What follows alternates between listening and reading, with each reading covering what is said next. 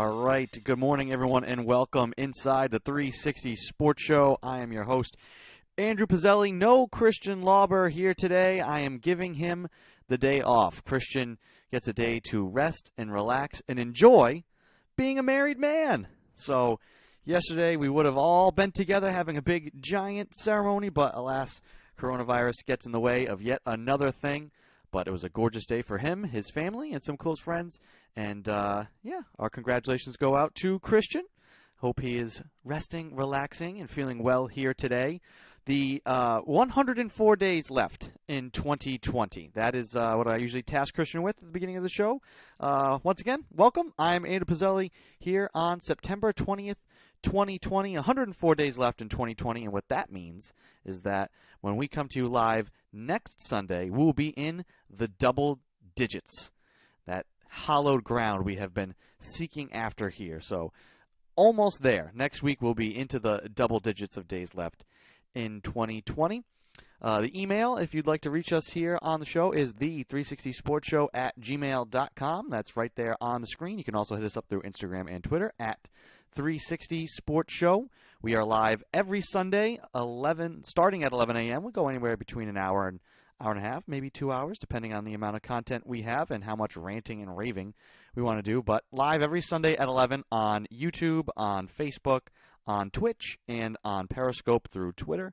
So you can find us live there. If you can't catch us live, you can subscribe to the show as a podcast. Just search for The 360 Sports Show on your favorite podcasting app, and you can never miss a show. And you can always comment live on the streams to get to us live during the show with your thoughts and comments and questions.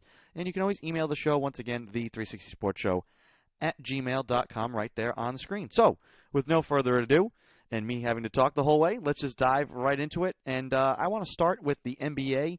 Obviously, they've been kind of the premier product here. Excuse me, the premier product here throughout the later half of the summer, and it's continued to not disappoint heading into the fall here. And the Celtics, we already knew about them advancing to the conference finals against the Miami Heat, but there was one more game left to be played in the second round, and that was the Los Angeles Clippers versus the Denver Nuggets in a Game 7. Clippers were up 3-1 in that series, and wouldn't you figure, the Nuggets come out and win that game. They're the first team in NBA history to win 2 series in a playoffs after being down 3-1. Absolutely ridiculous. I don't want to take anything away from the Nuggets. They earned it. That takes a lot of guts. That takes a lot of focus. That takes a tremendous amount of effort. And you can't let up for basically a single second in those last 3 games that you're trying to win. And so all of the credit goes to the Denver Nuggets for what they were able to pull off. Jamal Murray, absolute monster once again down the stretch for them. Jokic, the Clippers had no answer for him and what he was able to do. And once they went to their little, high pick and roll with him, it was game over. I mean, the Clippers just had no answers defensively. So all of the credit goes to the Nuggets, their players, Mike Malone. Hats off, unbelievable job. The blame can go solely on the shoulders of the Clippers, because as well as the Nuggets played, the Clippers looked just as lifeless and listless. And I called it. Christian's not here. We argued about this, but yeah, and we both kind of agreed there was something wrong with the Clippers. But he expected them to get to the conference final and maybe to make the finals. And I just, from the get-go, we can go back. Can we find the tape? We can go all the way back to before the restart, and we were talking about, hey, what's a team that could potentially get knocked out in the first round? What's a team that could get upset? And I said the Clippers. I said Dallas. Dallas upsetting the Clippers. I'm here for it. And, we really weren't that far off if Luka doesn't get banged up, if Kristaps doesn't get hurt. Maybe the Clippers don't get out of the first round. And we all talked about their lack of chemistry and that they just didn't seem like a together enough group. They're kind of a backwards team. They had their superstars. They were built with their superstars and thrown on top of a team of established role players. And so it just never seemed to fit. They were the prototypical, they weren't a team, they were a collection of talent. And that was on full display. They could not close out that series, and that's because they weren't together. In crunch time, it was just a whole, and Lou Williams said this. They won games when they needed it just based off of talent and guys' singular ability, not the ability to play together and to share the ball and to create for other people. None of that was there. They didn't have that. And a lot of them admitted it, including Paul George. But I have a problem with Paul George. After the game, he's talking about, well, this is just year one. We kind of expected this. What? Like, you guys, it was championship or bust back in March, or, February when you're talking about this stuff. And what do you mean it's just year one? You might only have 2 years. All these guys signed 2-year deals. Some of them have player options for the third year. None of them are going to take it. And what's going to, you're never guaranteed tomorrow, right? So to say, well, it's just year one, we'll be better, we got to work on some things. It's like, dude, this might have been your shot. Like, you don't know that.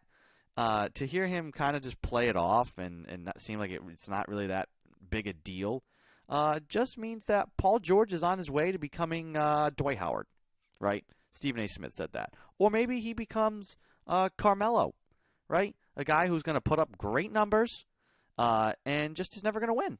Never going to win a championship. Now, part of that for Melo is that for the longest time, he honestly didn't have the greatest teams around him.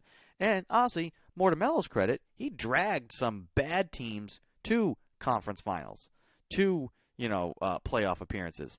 Paul George, dude, you kind of have, turtled in the biggest moment. And your biggest moment, what have you done for me lately? Your biggest moment was against the Nuggets in that Game 7. And woof, he played awful. Terrible. Absolutely terrible. So you can't, he just seems like one of those guys that's kind of content already. Happy to just be a guy, put up numbers. And do you care about winning? Do you really want to win? You should be angry. You should be pissed off that, you didn't win this series, that you blew it, choked it away. Have so much talent. Should be able to find a way to at least close out and win a game. If the Clippers lost in a hard-fought series and it was back and forth and it was a good series, honestly, you wouldn't put too much blame on them. You say, hey, whatever. They did choke this because with their talent, they should have been able to win one more game. But like I said, give the Nuggets credit. Well, I don't know if the Clips can be back. It depends on what kind of team they build next year. Those guys got to get together and work together. They'll have a quick turnaround here. The next season is going to start sometime in December. So some time to get right back into the gym and work on that chemistry. Doc Rivers, I don't know how much blame I put on him. People are saying he should be fired. I don't think that's going to happen. Not while they have all that talent there. You're not going to find a better coach out on the market, especially somebody who's going to command the respect of all those veterans. And he's a guy who's used to being able to handle egos. And I love Doc. I do think it's a bad look that he's the only coach to have blown multiple 3-1 leads in series. That one's going to sting. That one's going to sting for a while for him. But for the Nuggets, they advance again, and they get to Game 1 against the Lakers, who are rested. And they lose Game 1 pretty handily. But honestly, a lot of that had to do with the officiating. And, bad calls, missed calls, like we've said before on the show, those happen. The refs had a dramatic impact on that game early on. It was a close game, and they just decided it was going to be a free throw parade for the Lakers. The Lakers in the first half got the most free throws ever in a playoff game. Ever! That's insane. And some of that, Jokic picks up a whole bunch of fouls early on. They're letting Dwight Howard just abuse him. Jokic is trying to go, just trying to move. Trying to go set a screen, go get position, and Howard is just wrestling with him. It's fine. Two big guys, let him duke it out. Jokic just tries to get away from him. They call Jokic for an offensive foul. It's like, really? Really? So the refs had a dramatic impact on that game. It's going to be tough for the Nuggets anyways, I think, against the Lakers. But, I mean, at least I'd like to see them have a fair shot. Like, let the stars just play with each other. And my biggest takeaway, though, from that game is that Rondo is just a monster. Rondo is the biggest X factor for the Lakers because as great as LeBron is and has been, he's not at that point anymore in his career where, like, he can be the best player on the floor for every game of a 7-game series and, like, just will a team to victory, in a series. He can't do that. He shouldn't have to do that at this point in his career, and I don't know if he's capable of that. Can he be that guy for a quarter? Can he just go off and dominate? Absolutely. Can he be that guy for a game or two? Sure. But he's going to need that supporting cast, and that starts with Anthony Davis. But really, Anthony Davis plays his best when he's been with Rajon Rondo. When Rondo was in New Orleans, AD was at his best. And I know he maybe had other years where he put up bigger and better numbers, but he was playing his most efficient when he was with Rondo. Rondo just gets guys into great spots. He commands so much respect. He just gets them into the offense. He gets guys great looks, and everything just runs smoothly. And they like him coming off the bench with the second unit and then being out there in crunch time because he's upped his defense here in the playoffs since returning. He's got that, like, the magic pass is what I call it going again. Rondo just, like, when the ball's in his hands, you just know something special is going to happen. I mean, the ability he has, it's a physical ability he has, but it's the mental ability also to be able to see and recognize and know, you know what? Yeah, I can throw this skip pass through 3 people and get it to land perfectly in, Anthony Davis's hands for a dunk. Like, he's got it rolling right now. And he's scoring a little bit too, and he's rebounding and defending. Rondo's the ultimate X factor for the Lakers because now LeBron doesn't have to be the playmaker all the time. LeBron doesn't have to be out there with the second unit getting them looks. Rondo is now really facilitating the offense. And LeBron himself has said, you know what? I'm happy to have this guy on my side for once instead of having to go against him all the time in the postseason. I got playoff Rondo on my side. So the Lakers, I expect them to win this series. But until they win 4 games, I will not count the Nuggets out. Now, if the Lakers go up 3-0, I don't know if the comeback kids have that in their back pocket. But I like the Lakers to get to the finals, which means we'll get now to the Eastern Conference Finals. I so desperately want Celtics-Lakers. I think the NBA wants that. They should want that. That is your premier matchup. Hardcore NBA fans will take Nuggets Heat. Honestly, that's like an insanely compelling matchup, right? It's just weird. You'll have 2 teams winning, that nobody expected to be winning a championship, be contending for a championship. And all the players and the matchups and that series would be phenomenal. But what's good for ratings? Celtics-Lakers.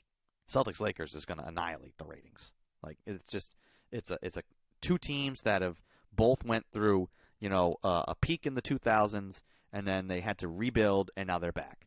Now, the Celtics kind of did it, homegrown style. They they developed their talent. The Lakers did what the Lakers do, which is to go get the best guy out there on the market.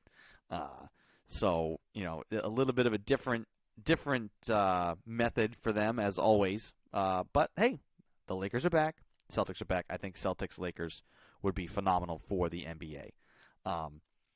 Celtics have some work to do, though, man. What's crazy is they're down 2-1 to the Miami Heat, but they've led for 74% of the games. That's what's encouraging, but that's also what's infuriating if you're a Boston Celtics fan. And I think the Celtics, a little bit of their youth is showing. We talked about them, closing out the Raptors in Game 7, how much that meant. It meant more to have to beat that team in a Game 7 instead of front-running and just winning easy in, say, 4 or 5 games. Having to earn it, I think, taught them something. They're playing the exact same type of team. The Heat are not going to go away, especially with the way they can shoot the 3. That team is not going to give up. They didn't give up at all in that game. It was like 17 points with like 4 minutes to go, and it was like, the Heat could easily have just packed it in and whatever. No, they played literally to the end. The Celtics had to make free throws at the end of that game to win it. And some of that, again, down the stretch last night in Game 3, a little bit of, I didn't necessarily like the offense. I still think they need to, in crunch time, learn to play, connect. They need to play to win championships. You need to play together and connected for 48 minutes. There can be no let up. You can let up if you're up 40 in Game 6 of the NBA Finals, right? With a chance to win. That's when you can let off the gas. The bench is in, it's kumbaya, everybody's happy, you're blowing somebody out, fine. A 17-point lead in the NBA now is nothing. A 17-point lead with 3 minutes to play is nothing if you don't stay focused. You have to execute your offense, run good plays, just run good plays, and get your best looks, and defend hard. And Celtics did that for much of that game. It could have been easy for them to let go of the rope at times when the Heat were making runs. The defensive intensity was there, I'd say, for 47 minutes. I think there were a couple of lapses here or there, but it was the best effort of this conference final for the Celtics as far as a complete game. And I don't want to get too much into what happened in games 1 and 2. Everybody knows the story. Celtics were up. The Heat came back. And it was just game 2 was more of a collapse than game 1 was because it was a pretty listless performance down the stretch and a litany of steals and unforced errors and just lack of focus, which led to their big blow-up after the game, which those sorts of things are, if they're done right and if you have the right makeup of a team, they're positives. It shows that you care. Look, would you rather the Celtics have come out and sounded like Paul George? Well, it's what it is. We play a good team, you lose games, but we'll be back. It's all right. Game 3's coming. We're not done yet. No. Celtics were angry, as they should be. Jason Tatum said it right. He's like, are we supposed to be happy? Down 0-2? No. Am I going to tell you what we said? No. That's in the locker room. What happens in the locker room stays in the locker room. That was the message. That was encouraging. These guys met and hashed it out. It's good. That's what happens. Ennis Cantor said it. Hey, families argue. We're a family. We love each other. It happens. And when you can vent like that and get out the frustration and then come together, that's such a huge positive. And it was. You could see it last night. The Celtics played differently last night than they had in the 2 previous games and maybe at all this postseason. Their backs were against the wall. I know their backs were against the wall in Game 7, but that was still the Celtics were in control of that series in general. We were all afraid of the Raptors, but it was the Celtics series to lose. This now, you're down 0-2. You're going to find a way to scrap and win. They win last night, still down 2-1, but the biggest news for the Celtics, and say the biggest positive, aside from the fact that they played better, they played harder, they played for a full 48 minutes basically. They got Gordon Hayward back last night. And a lot of people like to hate on Gordon Hayward and say, why do they need him? Why are you paying him all this money? Blah, blah, blah. Forget about the contract. The contract is what it is now. The minute he shattered his leg in his first game, that contract was going to be inflated and going to be overpaid because you knew you were losing that year, probably the next year, and it was going to be the year after that, which is this year, that maybe he starts to get back up to speed. That contract was obviously not going to be a value contract once he just gets destroyed in his first game ever as a Celtic. So forget about the contract and focus on the player and what he brings to the table. The Celtics have no bench scoring. They don't have a guy that can actually just score reliably off the bench. They have a lot of great guys that play hard and will be in the right spots. That's it. They don't have a Lou Williams. They don't have a 6th man coming off the bench. Hayward, and this is what was great about their meetings. They talked, and they came together as a group and said, how do we integrate Gordon back in? What will be best effective? He came off the bench last night. Gave them 30 minutes. It's not who starts the game. It's about who finishes. Kevin McHale was a 6th man for forever, right? But he was part of a big 3. The Celtics have a tradition of great 6th men. Now, I think ideally you want Hayward in the starting lineup when he's fully healthy, right? And let Marcus Smart come off the bench. But right now, don't disrupt that starting lineup. You have your closing lineup, which is Hayward out there instead of Tice with the starters. And he looked good. He's obviously not 100%, but he gave them something, a calming presence. Heat are going on a run. They get back into that zone that's been giving the Celtics trouble. Hey, he's the guy that's going to get to the middle of the floor, and he's going to take a jump shot with confidence, or he's going to get it back out to somebody who's going to be open. He's also got the ability to pass from the point. He can do a little of everything, which is what he did. Let me see if I can pull up his box score from last night, because it was incredibly. It was basically like exactly what you wanted from him last night.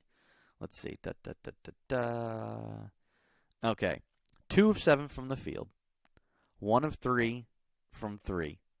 Got to the line twice. 5 rebounds, 4 assists, 3 steals, a block, 6 points. He was only a +1. But, like, that just does so much. Just the threat of him being out there. You know, Gordon, maybe you're not going to have everything in your game going for you. You know, going hard to the rim, being able to elevate, dunk, all these sorts of things. But just being out there and being another threat that the defense has to account for will open up things for other people. It'll open up things for people like Jaylen Brown. Now the lane is not as clogged. And guess what? Jaylen Brown went off last night. Jaylen Brown had a fantastic game. What I loved about Jaylen Brown's game last night, 1 of 2 from 3. He did not force anything from deep. He was 11 of 17 from the field. Got to the free throw line a little bit. He rebounded. He also facilitated. He had 3 steals. There was a sequence where, you know, the Heat had gotten back within, I think 4 or 5 after the Celtics were up 14. And Jaylen Brown had 3 steals in a row that led to breakout dunks. Awesome. That's the intensity they need to play with all the time. That's the intensity it takes to close games.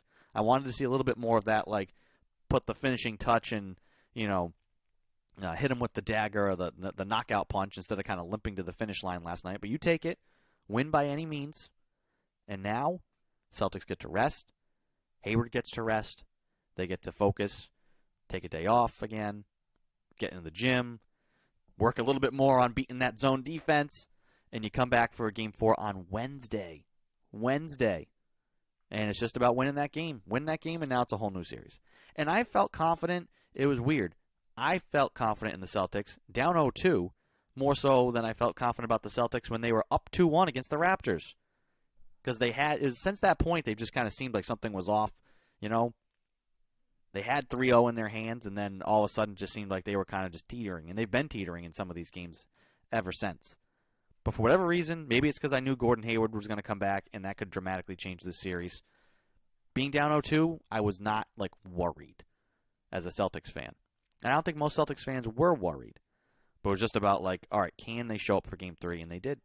And Game 4 is coming up, and we'll see what that brings. To the questions on the stream, these are both from Peter. He said, can the Nuggets step up with their transition defense? Yeah, they definitely need to. Part of that is just not turning the ball over, and they got a little sloppy with the ball. A lot of that was because they had to put a lot of the reserves in because their stars got into foul trouble. And, the best way to stop that is to take efficient shots, to run back on defense, and just not turn the ball over.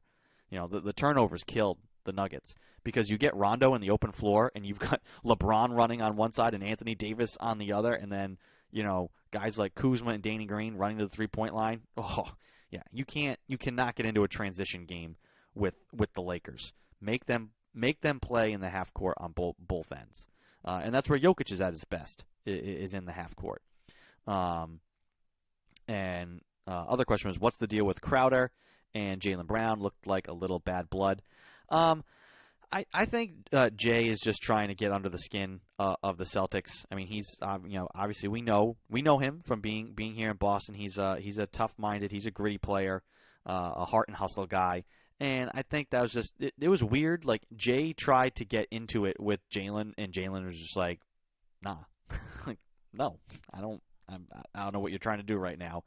I think it was just a moment in the game where a guy, an intangible guy, is just trying to take a guy who was totally in the zone out of his game. Jaylen didn't fall for it. I also think Jason Tatum absolutely annihilated Jay Crowder with a dunk. a fast break dunk. It was one of those things. It was where, Jalen, again, jumped the passing lane, got the steal, and they outletted Jason Tatum. And he just, with no regard, just discarded Jay Crowder and threw it down on the fast break. And speaking with one of my friends, I think from now on, after that dunk, instead of being Jay Crowder, he is now Jay Chowder. That is what we're going to call him for the remainder of this series, is Jay Chowder. But yeah, Crowder's a guy. I mean, that's the way the Heat are. They're going to scrap and they're going to fight. They've got a bunch of scrappy guys and they got a bunch of really great 3-point shooters. It was kind of weird. Jimmy Butler kind of really didn't try to do too much. It seemed like he got benched in the fourth quarter, which was kind of weird. But that they're going to have to come out. They can't. The Celtics cannot act like, oh, we've solved it now. They have to come out with the same intensity and the same aggression and play for 48 minutes and win Game 4.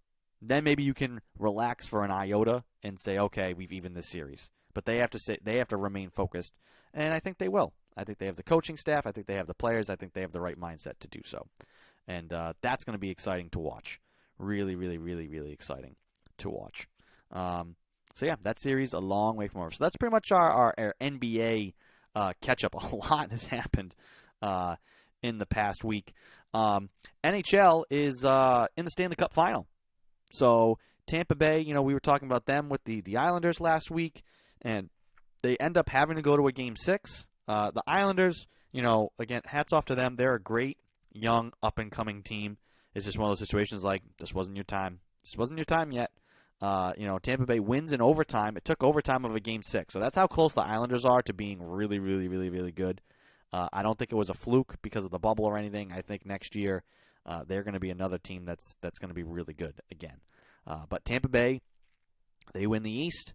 Not really shockingly. Some people thought, even with how well the Bruins played all year, if everything was even, that Tampa Bay might be the better team. And so they get to the final. They've just run into the hottest team in the league right now. Dallas has everything rolling. So the Stars, the Stars got some time to rest because they beat the Golden Knights, and they're just on a roll. They got everything going. They got scoring coming from everywhere. Anton Hudobin is playing lights out, and they they win convincingly in Game 1. They win 4-1, and Dallas, like I said, it's just one of those things. Right now, they've got it rolling. In Tampa Bay, they're too talented not to bounce back, but you have to bounce back and win Game 2 because in the bubble, no home crowd to rely on, oh, we're going to go home and we'll have our crowd behind. No. Game 2 in a lot of these series is the most important game because it's harder and harder to make some of these comebacks in the bubble. In general, Denver Nuggets notwithstanding, they are the lone outlier here of a team that just really doesn't want to go home to the real world, no matter how close to the brink of elimination they are. But like I said, Tampa Bay, too talented not to bounce back. But you got to bounce back. You got to knock Dallas out of this groove that they're in. And I think it's pretty amazing for a guy like Hudobin because we've seen this from him when he was in Boston as a backup. He has the potential to go on stretches where he plays really well, but more so in that reserve role to get consistent minutes, night after night after night after night after night. Sometimes that wears on guys who aren't used to that. And so far, he has not stumbled. And that's the little there's little side stories, which is great about the playoffs. It's great about the NFL, and we're going to get into that shortly. But Hudobin, if he wins a championship, oh man, it should make Bruins management look twice about what they want to do with Tuukka. You're going to be paying Tuukka a lot. I know they all say they're behind him. You love him. Personally, I'm ready for them to move on from the guy. We've gone over this territory a number of times. You can clearly win with cheaper goaltending. You could look at what the Blues did last year. I just think if you want to remain competitive, you should honestly think about moving on from Tuukka. Because if you don't, and then you still want to win this year, you're just going to be over-investing in aged talent. Whereas I think if you move on from Tuukka, maybe you take a step back at that position, but you gain so much money on your cap, and you can make up for it in other areas. So that's going to be interesting to see what happens. Again, the Stanley Cup final, you can't beat playoff hockey. Game 1 was pretty. It was, I don't want to say boring, but in the third period, once the Stars got going again, it was like, well, this game, because of how Hudobin's playing right now, these games feel in control. And I'm interested to see what happens in Game 2. I expect Tampa Bay to bounce back. But I've been not rooting, but like against the Stars this whole way. And maybe this is just their year. This is just finally their year for them to break through. I want to see when. It's interesting because the Celtics played last night, and they don't play again until Wednesday because you have the Lakers playing today. Then they have Monday Night Football, and so they just end up pushing it, and they don't want to have the Celtics and Lakers playing against each other on Tuesday, so the Celtics get all this time off. Interesting to see what they're going to do with the Stanley Cup, and they're just going every other day. Every other day. So Game 2 will be Monday, Game 3 will be Wednesday, Game 4 will be Friday, and Game 5 will be on Saturday. So by next show, this series could be over. I would be stunned. I know Christian would be stunned. I think everybody would be stunned if the Stanley Cup is wrapped up by next show. I don't expect it to be, but expectations in these bubbles now are kind of just getting shattered. So it is what it is there. Before we get to the NFL, we are going to talk about our picks from last week and how both me and Christian did, and go through the storylines of the NFL and then give our picks for today's games. Just want to throw out again the email address for the show is the360sportshow@gmail.com. You can email us anytime during the show, after the show, doesn't matter. Those emails come to us and we'll read them live on the air if we get them. If not, we'll read them on the next show or wherever appropriate.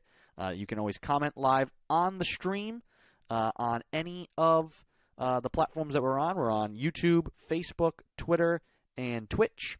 And those live streams, we're live every Sunday at 11 a.m. And you can hit us up through the comment section there to reach us here at the 360 Sports Show. And, we're going to move on just to a college football item. But first, actually, Peter wants to know, NHL planning 82-game next season, says Gary Bettman. Yeah, I mean, they've talked about regional bubbles. They want to try and play a full season. The NBA's, talked about this too. Right now, there's going to be some time for them. The struggle for the summer here was there were so many logistics to work out. Now if need be, we have the complete procedure and plan for a bubble if we wanted to put all these teams in here. You can do it. So that amount of game planning, you now have the blueprint to work off of. I think you're going to see regional approaches for both the NBA and the NHL, where you'll have teams regionally play each other and then travel to another region, to another bubble, and then play each other there. That's how I think the seasons will go down. Whether they play 82 games, they're all hopeful. They all want to. But some of them maybe want to shorten the season so that they can get kind of back on track since they're starting in December, to where they normally would be, their normal timelines, and get back to, okay, our finals usually wrap up around here, and then we have the draft, and blah, blah, blah, and you just kind of have that cadence of an entire year. The NBA might not. The NBA has, flirted with wanting to start in December and play an 82-game season and have their finals sometime in July and go that way. I think that would be terrible for baseball because less and less people are watching and caring about baseball than ever before. We haven't even mentioned baseball so far in the show until now. Case in point. So maybe in that breath, I'll give you the MLB standings really quick as we tick towards the playoffs. But I think the NBA is going to want to do 82 games and try and get in a full season because they're not afraid to kind of shift their timeline of events. The NHL, they may do less just so that they can get back to the normal timeline and not overtax guys by having them play a whole bunch of games all at once to try and squeeze it in. It's all in motion. Nothing's set in stone. I think it is kind of crystallized that they will be playing in a bubble, a regional bubble, and then when you get to the postseason, maybe you put everybody in a singular bubble like they have here. So that's kind of the thought. I think both sides are all just kind of focused on finishing off this season and getting it in the books. As promised, I'll read you the Major League Baseball standings. So the Tampa Bay Rays, 35-18 on top of the AL East by 3.5 games. White Sox are on top of the AL Central. Twins right on their tails by 3 games. You have the Athletics up 7 games on the Astros, 33-19 in the AL West. Out in the National League, Braves up 2.5 games on the Marlins for the NL East. NL Central, the Cubs are up 4.5 games on the Cardinals, who have kind of casually here crept back in close to the amount of games played as everybody else after only having played 5 games for a month and a half. And then the NL West, the Dodgers up 5 games on the Padres. And let me get the expanded, because the MLB playoffs are different this year. Let's see. Let's see if MLB.com will actually work, and we'll show how these standings work. League. Alrighty, so here you go. You've got, so right now, having clinched are the Rays, White Sox, A's, and Twins. And then Cleveland is there. The Yankees will be in, as are the Astros and I almost said the Toronto Raptors. The Buffalo Blue Jays, since that's where they're playing. I want to double check this. See, I don't trust some of these league websites. Their standings just aren't actually they don't accurately depict league. This is just as confusing. ESPN.com is just as confusing. All right. Playoff race. How about that? Nope, that is a story. MLB playoffs? Let's see what that will get. What does that yield us here? MLB playoff picture? Da da da da da. Da da da da da da da da. Filling time here with my own music. Man, this is just not making it easy. This is not easy. Anyway, I believe the Indians are the last team in here for the American League. That's how at least this would seem. Oh no, the Blue Jays are. So there you go. Right now, Rays, White Sox, A's, Yankees, Twins, Astros, Indians, Blue Jays. That's your American League matchups, and then you've got Dodgers, Cubs, Braves, Padres, Marlins, Cardinals, Phillies, Reds. So those are your 16-team playoff in Major League Baseball. I don't know. I don't know how that's going to go. That's far too much baseball that far too many people aren't going to care to watch. So I don't know if that helps or hurts their product. But wanted to transition to college football. Just a quick story. College football is happening. There's teams playing at the D1 level. We've seen a great comeback yesterday by Navy. In case anybody missed it, they were down 24-0. Came back to win. Really, really, really impressive win for them. It's just kind of weird, with no ramp up and some teams playing and some teams not. It just kind of feels weird and forced, and I don't know. I've watched some of the games, but it just doesn't seem. It seems something's missing. The Big Ten was one of the first conferences to come out and say that they weren't going to play because of coronavirus. We're going to treat all athletes the same as the students, and if it's not safe for the students, the athletes aren't going to play. Well, they backtracked on that because they kind of expected all the other conferences to just, say, oh, wow, the Big Ten's doing this? I think we're not going to play either. But the ACC and the SEC, they said, no, Big 12, yeah, we're going to play. And now the Big Ten's sitting here going wait a minute, they're playing and it's kind of working and we're going to lose out on all this money? Maybe we're going to play now. We're going to change course. And this is an opinion piece. I think the Big Ten should, kind of get raked over the coals for flip-flopping. And it's transparent in the fact that, they're just doing it for the money. This is not about like, oh well, we feel for the athletes and the student athlete experience that they're missing out on. No, this is about money. That's what this is about. This is what this has always been about for the NCAA, whether it's football or basketball. It's about the money. The athletes care because they get to play, but the reason the games are happening is because of money. And it's we've gotten into should college football or basketball have bubbles and stuff. It's like maybe if you pay these kids, you're only having these games for financial benefit. Let them financially benefit because they're the ones in the end putting their lives on the line, not just from competing on a court or a field, but for risking getting sick, contracting this virus. So that's a whole other long debate that can be had about paying college athletes. But I just want to read the beginning of this article because as much as I agree that it's a bad look for the Big Ten, this opinion piece is so far off base, and I'll explain why. So I'm going to start reading this. This is from USA Today. This is an article from Christine Brennan. For decades, the Big Ten has thought of itself as a different kind of sports conference, one that proudly touts the academic achievements and Great Lakes values of its like-minded, highly regarded, internationally ranked research institutions. The Big Ten wasn't the SEC. It wasn't the Big 12. It was better than that, and it was happy to tell you all about it. All of that is true. All of that is true. And that's kind of what we said at the beginning here. That's why they decided to step away. As proof, one only had to look at the conference's prudent August decision to shut down fall sports in the midst of the global pandemic. It was only natural that the Big Ten would follow the Ivy League and the Pac-12 would follow the Big Ten. It was a tough decision, heartbreaking and costly, but it was the right one. That's the Big Ten for you, concerned about science, medicine, and safety.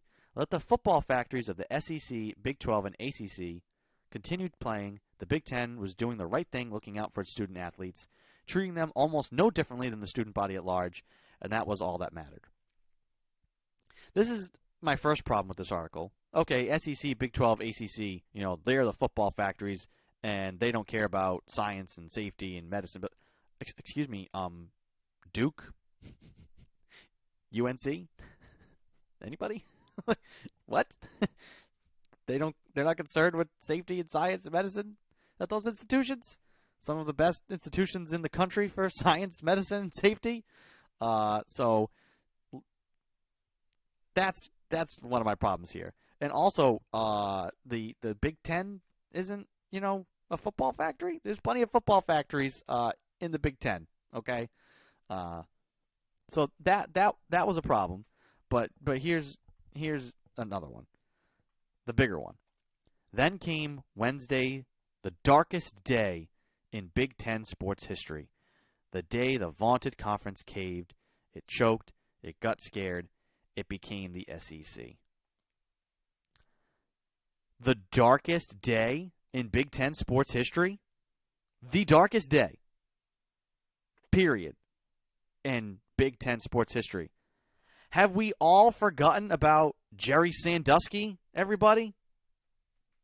Come on.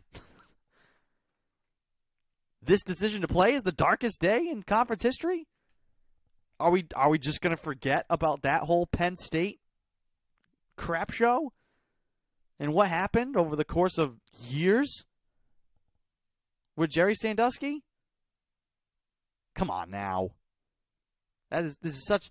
I'm on board with calling out the Big Ten for what this is. It's not about letting kids play. It's about money, right? But calling it the darkest day in Big Ten sports history, when something that was only a light was shown on not too long ago, and the effects are still felt by many to this day. That's just so far off base. The darkest day in Big Ten sports history. Really? I'd say that time like a coach touched young boys for like 20 years. I think that might be the darkest day. The day that came out. The day that came to light.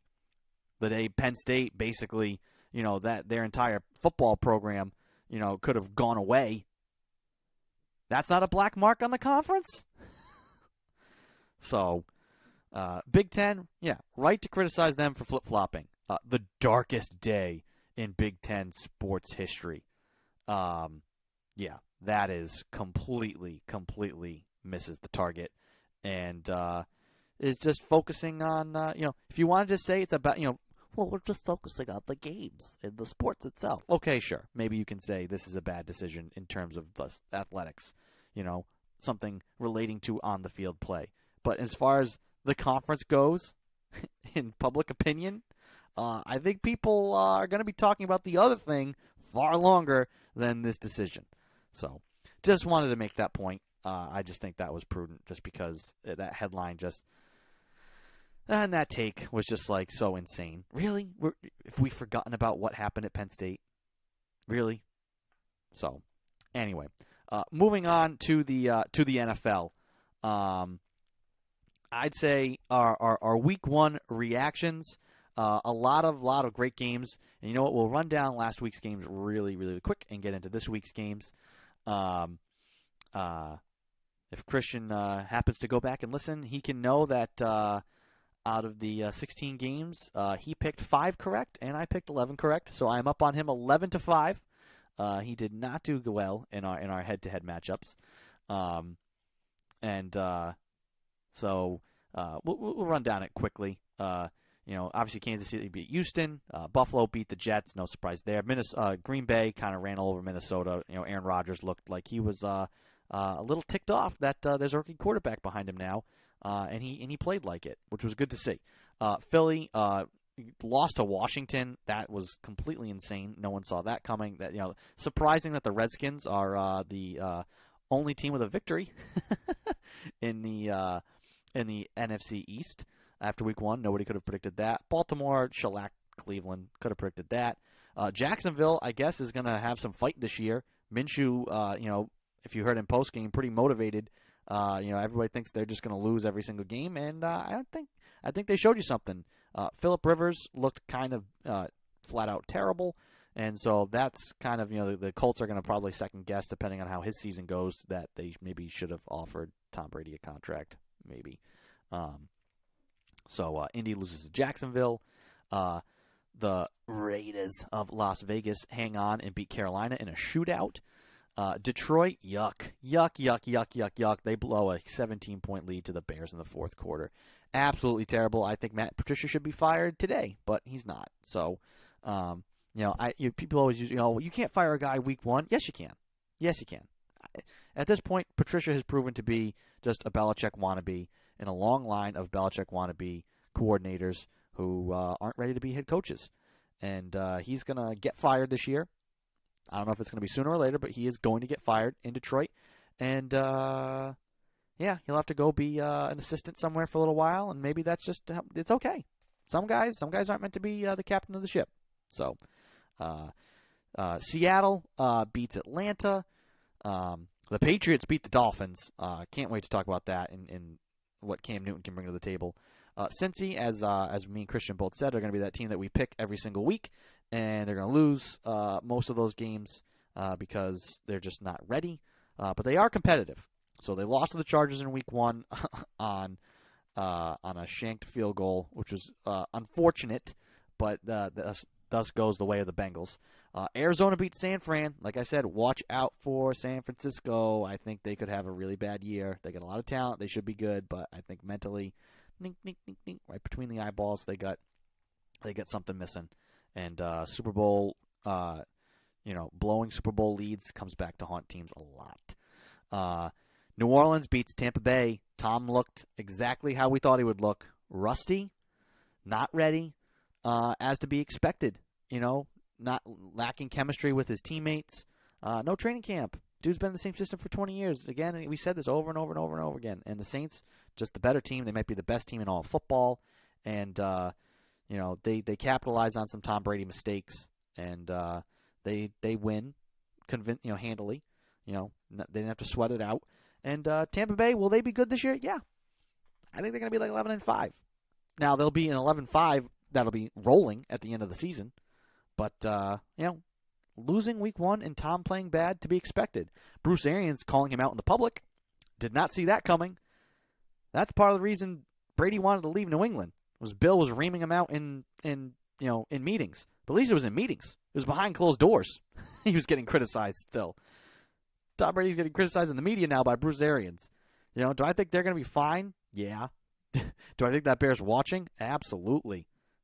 That could play out nasty if they, we always expect New England to bounce back. Brady and Belichick, they'll bounce back. They don't lose 2-3 games in a row. What's the culture going to be in Tampa Bay? Are we just expecting them to be the Patriots? I think that's not a good way to think. If they lose the first couple games, how long? I'd say the honeymoon's probably already over after this week. Now let's see what happens. Tom Brady was at the stadium, already. He was there at 8 o'clock this morning trying to get ready. So, he was 9 o'clock in the morning. He's already in the stadium. He's walking around the field. He's talking like the water boy right now. So I think he's ticked. He's ready to play. We'll see what happens. So that's just going to be interesting to see. And the teams that are going to be compared all year long are Tampa Bay and New England. How did Cam and Belichick do? How did Arians and Brady do? And it's great that they're basically not playing at the same time a lot, so you can watch one and then the other, and judge.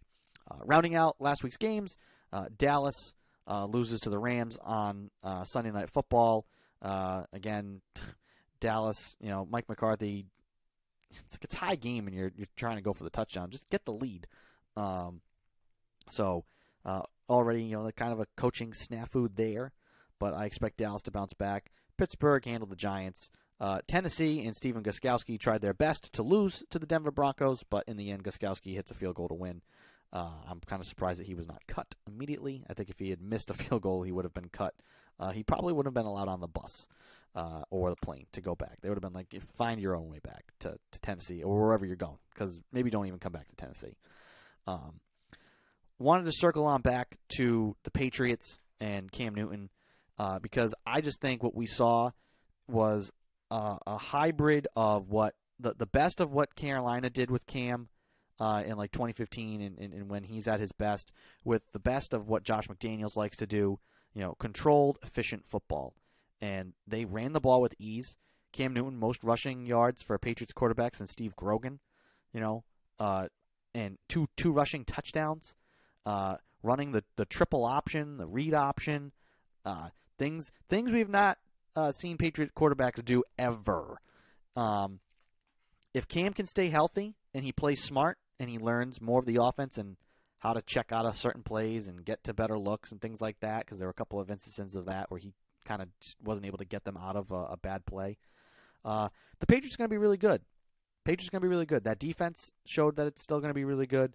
And I think the expectations go from, we're just kind of rebuilding, it is what it is, to, we should be competitive in the playoffs. The ceiling becomes maybe not, hey, sneaking in as the wild card team. Maybe it becomes competing for the division and, maybe becoming within a hair's breadth of a conference championship. If Cam stays healthy and they can play this way. Now, what happens when they fall behind in a game and they got to throw the ball more? Are the Patriots wide receivers up for that? I don't know. We don't know. I think we're going to get to see that tonight. Tonight's game against Russell Wilson and the Seahawks that's going to be great. That is an awesome Sunday night matchup. New look Patriots with Cam Newton, Russell Wilson, who Belichick has called the best player in the NFL. I happen to agree with him. I think Pat Mahomes is awesome. I just think Russell Wilson, as a guy, he has a ring to, a veteran presence, and he makes so many plays. He's so hard to defend. I know Mahomes is hard to defend, but that's basically just because of the cannon that he has. It's about the weapons too that Mahomes has. Russell Wilson makes plays with nobodies, which is what's amazing to watch. That's kind of what Brady had to do for so long in his career. So yeah, I think tonight's game is going to be really, really, really, really good. And I think if Cam Newton stays healthy and if the Patriots, can run the ball like they did and control the game, they're going to be hard to beat. Short yardage situations now, 3rd and 5, 3rd and 4. What are you going to? How do you defend knowing Cam Newton can just take off and run the ball, and that they have all these other guys that they can, throw the ball to if need be? James White out of the flat, Edelman over the middle. Now you open up things for N'Keal Harry. Really, really, really going to be interesting to watch. So that leads us kind of here to the last point of the show, and we're gonna run through the picks for this week. So break down all these games to close things out here on the show. Cincy and Cleveland played on Thursday night, and I'm gonna fix my mic. My mic sounds weird. I don't like it. Hold on. That sounds better. That sounds a little bit better. Microphone all over the place. Cincy and Cleveland played on Thursday night. Again, we both picked Cincy, and Cincy disappointed. Burrow looked really good. If they do not protect him, he is going to get killed. He is not going to make it through a season, which is unfortunate because that kid is talented, and I'd hate to see him get hurt and have a season derailed. But let's run through these games real quick here to round things out. Giants at the Bears. Oh man, I'm going to have to go with the Giants because I know the Bears got that big win last week, but I just think they're a bad team. And Trubisky keeps his job for another week, but maybe he loses it this week. Atlanta at Dallas. Atlanta's good. Dallas is better. So Dallas is taking that game. Detroit at Green Bay. Oh, man. I don't know what the spread is on that game, but Green Bay is going to run away with that one. Jacksonville at Tennessee. That's an interesting game. A team that Tennessee people had high hopes for. Jacksonville, a team that everybody thinks is just going to be terrible, but is willing to play hard. I don't know though. Now you can't say oh, I'll just go with the home team. You know what? After Gardner Minshew's almost mid '80s action movie speech at the end of last game, I'm a little high on the Jaguars, so going Jacksonville. Minnesota at Indy. Oh, that's all Vikings. The Colts, I think. Phillip Rivers did not look like he's any better off in Indy than he was in San Diego / LA. Buffalo at Miami. Until they lose, I'm going to pick the Bills. I think the Bills might be the best team in the AFC East. It depends on how Cam Newton plays throughout a whole season. The Bills were really good last year. I think Allen has improved a little bit at quarterback, and I think they're light years ahead of where the Dolphins are. Maybe we see Tua in this game if Fitzpatrick plays terribly. San Francisco at the Jets. I don't like it, but I'm going to pick the Niners to bounce back in that one. Rams at Eagles. The Eagles gotta be disappointed with how they played in Week 1. The Rams are the more talented team. Again, you know what? It's you really just gonna go with the better team because there's no home fields. So Rams. Denver at Pittsburgh. That's kind of a yucky game. Probably Pittsburgh will win that one. Carolina at Tampa Bay. Upset alert, I'm going with the Panthers. I think the Panthers can score. I think the Panthers can play defense. And I just don't know, is one more week going to be enough for Tom Brady to get on the same page with everybody? It's not. And I just think that seeing them go down 0-2 will be fantastic to watch. How does that play out even further for them in Tampa Bay? Will Arians criticize Brady again? Does Brady start to get angry and pouty? It's just going to be – I just can't wait to see how it happens. Washington at Arizona. Arizona is one of my favorite young teams in the league. I picked them last week. Going to pick them again to beat the Washington football team. Kansas City at the Chargers. That is KC all the way. Baltimore at Houston. This is going to be a great matchup. Really, really awesome matchup. Lamar Jackson and Deshaun Watson. I think the Texans can bounce back. They should have the offense to be able to hang with Baltimore. That's going to be a tight game. Really tight game. I got to lean Baltimore again. I think they're the better team. Normally you would say, oh, they're in Houston. It really doesn't matter right now. New England at Seattle. See, I'm already kind of confident again in the Patriots. I just think I'm going to pick Seattle only because I think the Seahawks could get out in front. And if the Patriots can't run the ball and play with a lead the way they did last game, and they got to start throwing more, I just don't know if that – we don't know yet if they can be successful that way. So I'm going to pick the Seahawks, but I think it's going to be a great game. It's going to be a great game. I don't know who will have more rushing yards, Wilson or Newton. I wouldn't be surprised if either of those guys had big games with their legs. And then Monday Night Football, New Orleans at Las Vegas. We get to see the Death Star with no fans, but that'll be cool and to see the inside of that stadium. And I'm going to pick the Saints. in that game. So that will about do it for this week's program. Again, no Christian. Gave him the day off. He is going to enjoy his day and his week. Sending our congratulations to him and his wife, Katie. So congratulations to the both of them on getting married. We have to focus on the positives here amidst this pandemic. And like I said, 104 days left in 2020. When we come to you live next weekend, there will be double-digit days left in 2020. So once again, I'd like to thank you all for joining and listening with us here today. You can email the show anytime at the360sportshow@gmail.com. You can also reach us through Instagram and Twitter at 360sportshow. And we are live every Sunday morning at 11 a.m.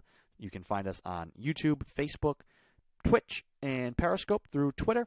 And you can send us your thoughts and comments throughout the show through those live streams. And if not, if you can't catch us live, you can catch the podcast. Just search for The 360 Sports Show on your favorite podcast app, and you can like and subscribe to us there and never miss a show. So, anyways, that'll do it, folks. For Christian Lauber, I'm Andrew Pezzelli, wishing you all a happy and safe Sunday afternoon. Enjoy some football, and we'll talk to you guys next week.